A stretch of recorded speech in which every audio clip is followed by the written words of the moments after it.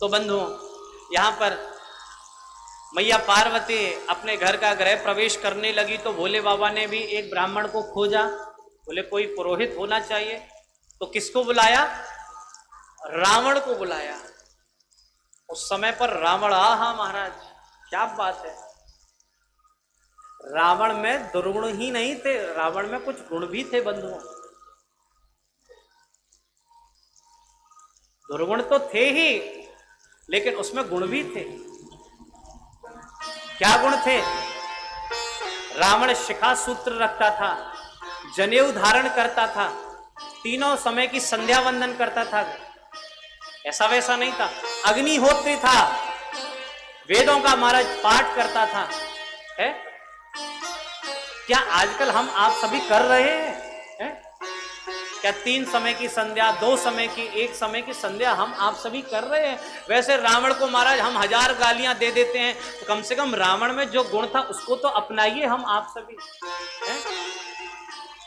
ब्राह्मण था और ब्राह्मण के महाराज सारे कर्म करता था ब्राह्मण।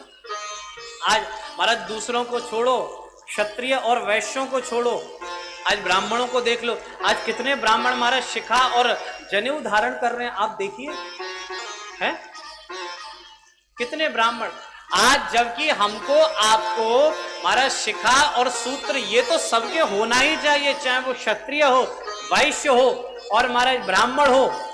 इन 3 वर्गों को तो ये धारण करना ही चाहिए। कौन धारण कर रहा है? शर्म लगती है महाराज। भगवान शिव का भक्त था, शिव की भक्ति करता था, कौन धारण कर रहा है? तो कहीं ना कहीं महाराज वो जो हम रावण को गालियां देते हैं ना, वो रावण को नहीं पड़ती, वो कहीं ना कहीं हमको आपको ही पड़ रही है। अरे केवल रावण की आंखें ही तो गंदी थी, है नेत्र में ही तो महाराज दोष था। क्या हमारी आपकी दृष्टि में दोष नहीं है? बोलो, क्या हमारा आपका मन बहुत अच्छा है, शुद्ध है, परम पवित्र है?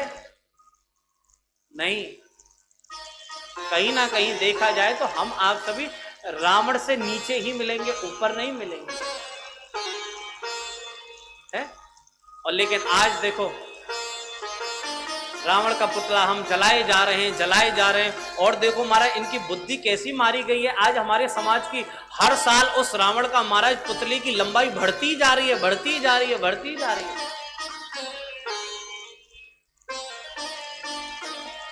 ऐसा कलयुग आन पड़ा है?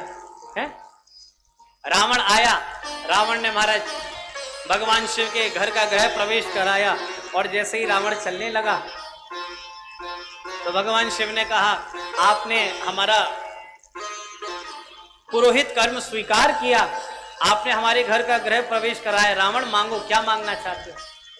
पहले तो रावण ने आनाकानी करी और फिर कहने लगा, बोले महाराज मांग तो लूं लेकिन आप दे नहीं पाओगे। बोले ऐसी क्या वस्तु है जो शिव नहीं दे सकता? बोले मांगो, क्या मांगना चाहते हो? बोले भगवान अभी अभी जिस घर का गृह प्रवेश कराया है उसी को हमें दक्षिणा में दे दो। प्रेम से बोलो, क्या मांगा?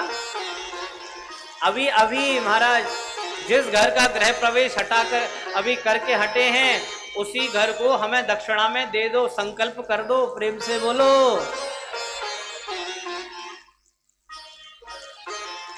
क्यों नीलेश भैया, लोग नया घर बनाते हैं और बहुत से लोग हमारे ब्रज से, वृंदावन से पंडित ब्राह्मण बुलाते हैं और ब्राह्मण आपका गृह प्रवेश करा करके और कहते हैं, बोले जजमान जी यही कोठी को हमको दान कर दो दक्षिणा में। दे पाओगे? नहीं दे पाएंगे। ऐसा को उदार जग माही, ऐसा कौन उदार होगा? लेकिन ऐसे हमारे भगवान शिव हैं। आहा, मांगने में देरी हुई लेकिन भगवान शिव के देने में देरी नहीं हुई। शिव ने कहा ले जाओ, ये मेरा था ही कब, ले जाओ।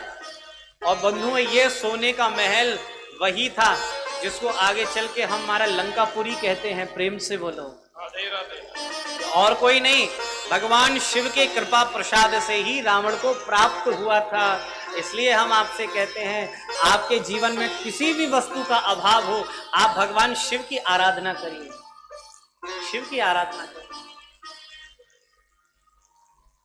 जो आपके भाग्य में नहीं है वो भगवान शिव आपको दे देंगे।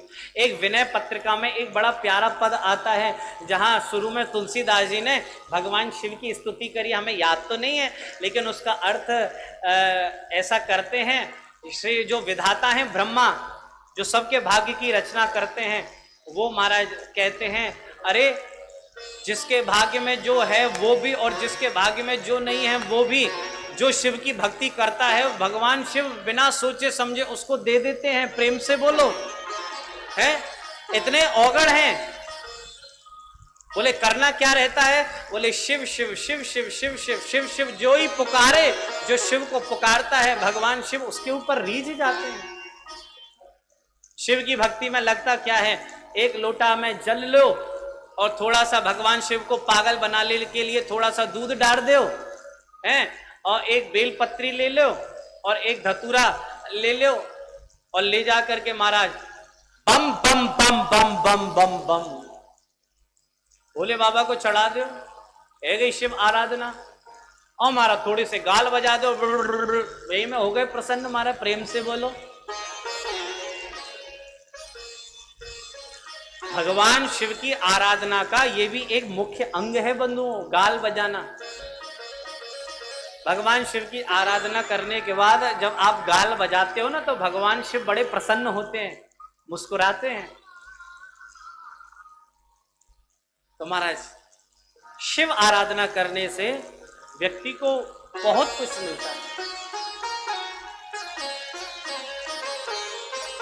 आपने हमारे ब्रज में वृंदावन में श्री राधा वल्लभ जी के दर्शन किए? थोड़ा हाथ खड़ा करके बताइए किस किस ने किए? हमारे वृंदावन में महाराज ठाकुर हैं श्री राधा वल्लभ लाल, और ये किसी महाराज मूर्तिकार की रचना नहीं है, ये भगवान शिव के द्वारा ही आत्मदेव नाम के ब्राह्मण को दिए गए हैं। प्रेम से बोलो राधे राधे। आत्मदेव नाम का ब्राह्मण था, उसकी परंपरा में पहले से ही पीढ़ियों में भगवान शिव की आराधना होती चली आ रही थी। आत्मदेव से प्रसन्न हुए भगवान शिव। शिव भगवान प्रकट होकर के कहने लगे मांगो, क्या मांगना चाहते हो? बोले मुझे अपनी सबसे प्रिय वस्तु दे दीजिए, अपने सबसे प्रिय वस्तु दे दीजिए, जो आपको सबसे ज्यादा प्यारी हो, जो आपके हृदय के सबसे ज्यादा निकट हो। तो भोले बाबा तो कहवे लगे भैया सबसे ज्यादा निकट तो हमारे हृदय के हृदयनाथ हैं, हमारे प्राण जीवन धन हैं, ये राधा वल्लभ लाल हैं जिनकी हम अष्टयाम सेवा करते हैं, लो इन्हीं को ले जाओ। प्रेम से बोलो, इन्हीं को ले जाओ। और वही महाराज राधा वल्लभ लाल आज से 500 वर्ष से उनकी सेवा चलती आ रही है, और आज हमको आपको दर्शन हो रहा है। ये और कोई नहीं, ये भगवान शिव के द्वारा ही दिए गए हैं श्री राधा वल्लभ।